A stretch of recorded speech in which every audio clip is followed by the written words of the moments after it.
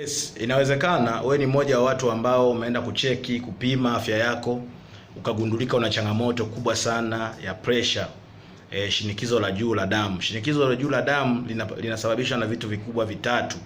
Cha kwanza kabisa ni udhoofu wa kinga ya mwili kuwa chini.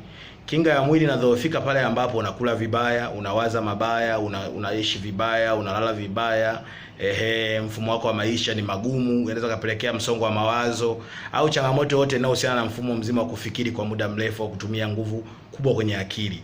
Inaweza kusababisha kinga ya mwili kashuka. Lakini sababu ya pili ambayo inapelekea shinikizo la juu la damu ni wingi wa sumu mwilini, ambapo hizo sumu zinafanya kazi ya kuchujwa kwenye figo na ini.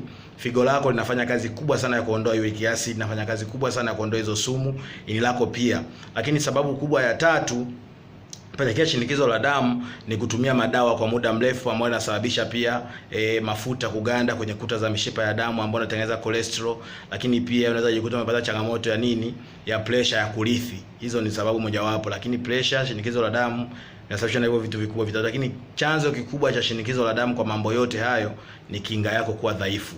Niko hapo kuambia kwamba kama unahitaji kutibu changamoto ya pressure au shinikizo la juu la damu, unahitaji kuboresha uwezo wako wa kinga yako ya mwili uweze kuwa juu, iweze kuwa safi kwa ajili ya kupambana na changamoto hilo ya mzunguko wa damu, blood circulation. Niko hapo kuambia kwamba uwezekano wa kutatua changamoto yako ya pressure, shinikizo la damu ukapona kuliko kutumia maisha yako yote unakunywa vidonge upo. Ndani ya siku 90 pekee utakaa vizuri. Karibu sana nikusaidie.